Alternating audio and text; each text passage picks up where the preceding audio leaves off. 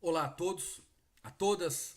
Eu sou o professor Carlos Araújo, professor de História, e nessa aula vamos falar sobre a história medieval, sobre as características da Idade Média. Então, o que nós temos que entender de início? Bem, os estudos da Idade Média, elas geralmente se referem à história da Europa, porém, em particular, a parte ocidental. Então, a sociedade era muito diferente daquela do período do Império Romano, porque nós temos que lembrar que a Idade Média ela começou com a queda do Império Romano. Então, ela era rigidamente hierarquizada e marcada pela fé em Deus. Então, tudo girava em torno daquilo que era a vontade de Deus, o teocentrismo. Então, havia aquelas características de que se o homem era rico é porque Deus quis, se o homem era pobre é porque Deus quis, se o homem era isso era porque Deus quis, e tudo era porque Deus quis, era a vontade de Deus. Então, isso é o teocentrismo. E além disso, havia o grande controle da Igreja Católica. Então, no período da Idade Média, a instituição mais poderosa que existia era a Igreja Católica. Então, o poder político ele era descentralizado. Por quê? Porque ela estava nas mãos de inúmeros senhores da terra. Bem, então durante séculos, o Império Romano dominou grande parte da Europa. Então, com dificuldades, até porque o império se expandiu de tal forma que não havia mais como proteger as suas fronteiras. E com isso, o que aconteceu? O Império Romano começou a ser invadido por diversos povos, sobretudo os de origem germânica, os anglo-saxões, os francos, os lombardos e por aí vai. Vários povos começaram a invadir as fronteiras do Império Romano.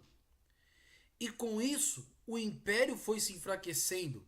Na verdade, a soma da invasão dos povos, mais a dificuldade política e financeira, a questão interna, a parte interna também. Então, a soma da questão externa com a questão interna fez com que o Império Romano caísse. Então, no século IV, os hunos, que habitavam a Ásia Central, invadiram a Europa e tornaram essa situação ainda mais grave. Então as invasões e os saques às cidades tornaram-se constantes. E com isso muitas famílias passaram a procurar o campo, considerando mais seguro. Então houve uma migração, a saída daquilo que era chamado de o perímetro urbano, e os povos migraram para o perímetro rural. Então, com isso, teve início a um processo de ruralização em toda a Europa Ocidental. Então, em 476 depois de Cristo, os Érulos, povo de origem germânica, invadiram Roma e comandados por Odoacro, depuseram o imperador Rômulo Augusto. Então, isso aí foi o passo final para a desagregação do Império Romano no Ocidente. Então, nós temos aqui uma grande característica daquilo que foi o período medieval, o feudo. Nós temos até a explicação na aula passada. Então, nós temos aqui o Aqui é o quê? Aqui nós temos o manso senhorial. O 2, a casa do senhor. Então, aqui é a casa do senhor feudal. O 3, o manso servil ou tenência. E o 4, aqui e mais aqui, nós temos as terras comunais, que mais para frente nós vamos nos aprofundar daquilo que foi o feudo. Bem, o que nós temos que entender é que a palavra feudo ela é de origem germânica e seu significado está associado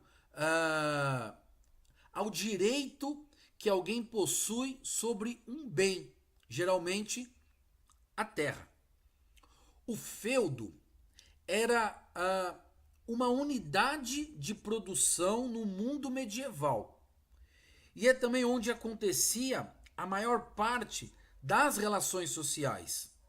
O senhor do feudo possuía, além da terra, riquezas em espécie e tinha direito de cobrar impostos e taxas em seu território. E mais para frente também vamos falar até dessas taxas, desses impostos. E é interessante porque a organização dos feudos baseou-se em duas tradições. Uma de origem germânica, que é o comitatus, e a outra de origem romana, o colonato. Então, pelo comitatus, os senhores da terra, unidos pelos laços de vassalagem, comprometiam-se a ser fiéis e a honrar uns aos outros. E no colonato, o proprietário das terras dava proteção e trabalho aos colonos, que em troca entregavam ao senhor parte de sua produção. Então isso é muito interessante, porque o comitatus, ele, com a união entre eles, a questão, né, da fidelidade, honrar uns aos outros, esse é o laço da vassalagem. E na questão do colonato, o proprietário das terras, ele dava proteção e trabalho aos colonos. Porém, em troca, os colonos entregavam ao senhor parte de sua produção. Os instrumentos mais comuns usados no cultivo era a charrua ou o arado, né? A enxada, a pá, a foice, a grade e o podão. Então, eram instrumentos, ferramentas de trabalho super comuns na época.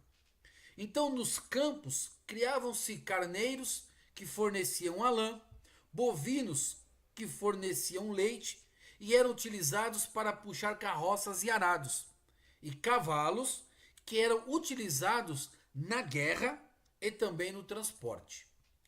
A economia feudal, ela baseava-se principalmente na agricultura. Então existiam moedas na Idade Média, porém pouco utilizadas. Então as trocas de produtos, né, e mercadorias eram comuns na época na economia feudal. Então todo o processo de compra e venda, na verdade, era feito através de trocas de produtos.